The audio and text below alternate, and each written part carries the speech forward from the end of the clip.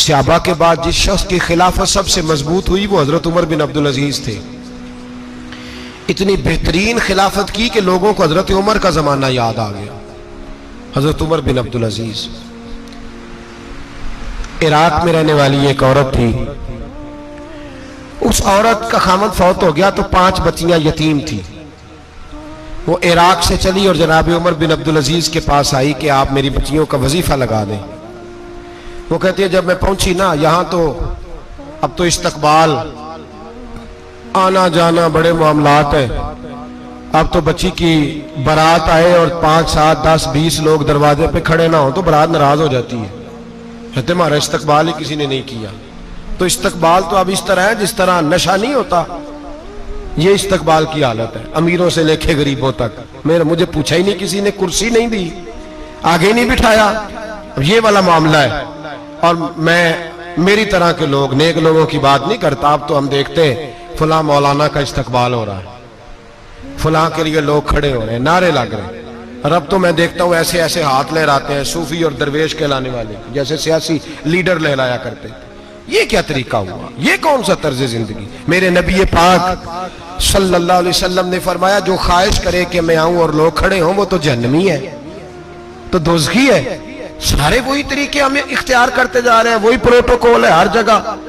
वो लोग जिनके दरवाजे खुले होने चाहिए थे वहां भी हर वक्त के लिए मामला तय हो गए।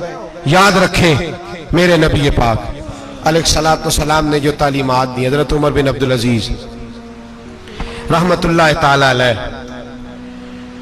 औरत कहती है मैं पहुंच गई, मैंने लोगों से पूछा घर कहां है, तो कहा वो जहां बोरी लटक रही है ना बाहर, टाट का पर्दा लगा हुआ है, वो हजरत उमर बिन अब्दुल अजीज का घर है।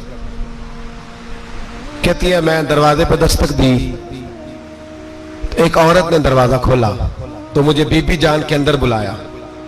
तो उनके घर के अंदर जब मैं दाखिल हुई तो बड़ा सारा सेन था, एक जानिब कुआं लगा था, एक तरफ एक बड़ा दरख्त था और एक छोटा सा बनाई हुई थी जगह बर्तन धोने के लिए। और बीबी ना बर्तनों को मिट्टी लगा के साबुन लगा के बैठी हुई थी, काम कर रही थी वो औरत। मुझे उसने दरख्त के नीचे बिठाया, पानी पिलाया।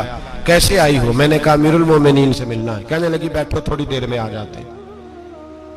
कहती थोड़ी, मैंने समझा घर की कोई मुलाजमा है, मैं बैठ गई। थोड़ी देर गुजरी फिर दस्तक हुई, उस बीबी ने उठ के दरवाजा खोला। तो जब वो शख्स अंदर आए तो कहने लगी बड़ी देर से बर्तनों को साबुन लगा के बैठी हूँ, कहाँ रह गए थे?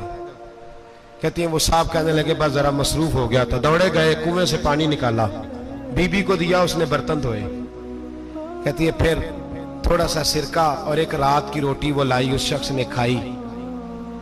मैंने कहा कि ये दोनों घर के मुलाजम है, मियां बीवी काम करते हैं। जब वो खाना खा चुके तो वो औरत मेरे पास आई, कहने लगी उठ के मिल लो अमीरुल मोमिनीन से। मैंने कहा कौन अमीरुल मोमिनीन? तो कहने लगी कब से तो आए हैं, ये जिसने कुएं से पानी निकाला यही मुसलमानों का अमीर है, और ये जिसने दरख्त के नीचे बैठ के सिरके से रोटी खाई है यही। ये फरिश्तों की दास्तान नहीं, ये वो लोग हैं। मैं रात को भी कह रहा था एक जगह पे कि ये लोग जो है ना जिनका आप रोज शिकवा करते हैं हुकूमतें बड़ी खराब हैं, ये कोई नहीं खराब, बिल्कुल खराब नहीं। जितने सियासी लीडर है सारे सही हैं। खराब वो लोग हैं जो इन्हें वोट दे के लीडर बनाते हैं, बिल्कुल खराब नहीं। मैं तो इनके हक में होता जा रहा हूं। नाराज हो गए ना आप लोग? अल्लाह करे तुसी हो जाओ तो अगले इलेक्शन च सियाने भी हो जाओ, आमीन तो कह दे। मैंने कोई मशवरा नहीं देना, इसलिए कि मेरी नजर में कोई ऐसा शख्स नहीं जिसके लिए मैं आपसे कह सकूं कि वोट दें।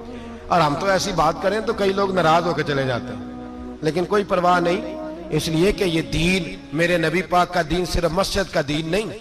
इंशाअल्लाह आइंदा जुम्मे नजरिया पाकिस्तान बयान करूंगा और बताऊंगा कि पाकिस्तान का मतलब क्या, ला इलाहा इल्लल्लाह मुहम्मदुर रसूलुल्लाह सल्लल्लाहु अलैहि वसल्लम। हुजूर का जो कुरान नाफज होगा मस्जिद में, वो कुरान कचहरी में भी नाफज होगा इंशाअल्लाह। और वो कुरान नाफज होने आया है, असेंबलियों में वही कुरान नाफज होगा इंशाअल्लाह। और यही चिराग जलेगा तो रोशनी होगी। बयान करेंगे और डट के बयान करेंगे, आपको बताएंगे।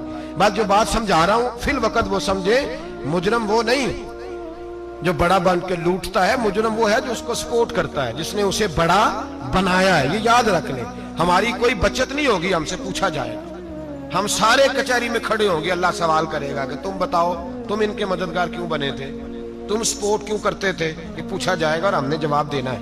बहरहाल आम दाम पर सरे मतलब जनाब उमर बिन अब्दुल अजीज रहमतुल्लाह अलैह के वो बीबी गई तो कहने लगी कि ये अमीरुल मोमिनीन ने कहा, उठ के हाजिर हुई, कहा हुजूर मैं इराक से आई हूं, मेरा खामद फौत हो गया, मेरी 5 बेटियां हैं, वजीफा लगा दे।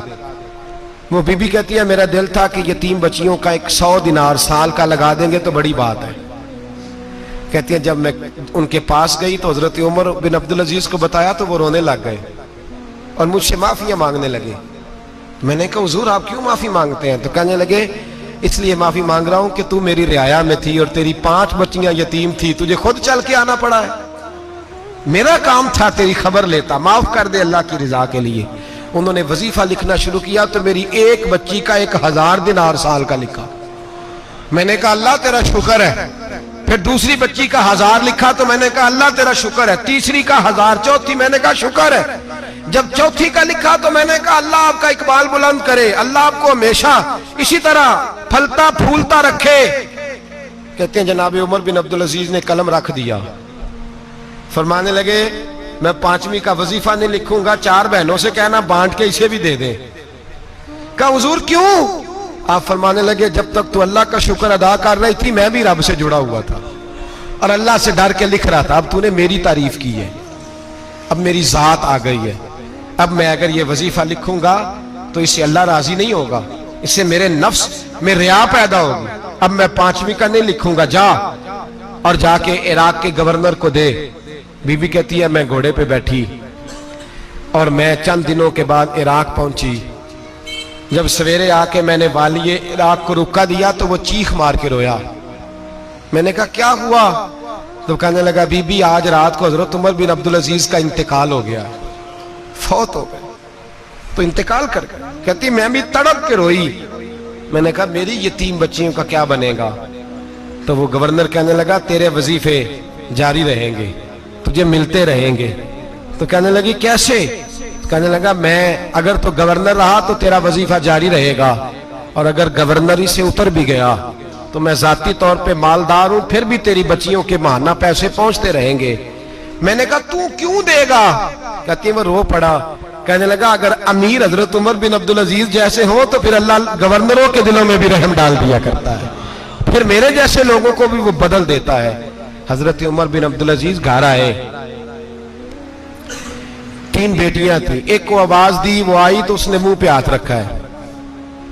दूसरी को आवाज दी, वो आई तो मुंह पे हाथ रखा है। तीसरी को आवाज दी तो मुंह पे हाथ रखा है। आपने अपनी बीवी से कहा कि ये बच्चियां मुंह पे हाथ क्यों तीनों ने रखा हुआ, क्या बात है? तो बीबी रो पड़ी, कहने लगी 4 दिन हो गए मेरी बेटियां प्याज से रोटी खा रही हैं, 4 दिन हो गए, उनके मुंह से बदबू आती है इसलिए वो आपके सामने आती हैं तो मुंह पे हाथ रख लेती हैं 4 दिनों से। बीबी रो रही है, हजरत उमर जलाल में आ गए। आप फरमाने लगे तू ये रो रही है, तू रोई है, तूने मेरे घर में रह के अल्लाह की नाशुक्री की है, तू शुक्र अदा नहीं करती कि 3 वक्त प्याज और रोटी तुझे घर की 4 दीवारी के अंदर मिल जाता है? रो रही है।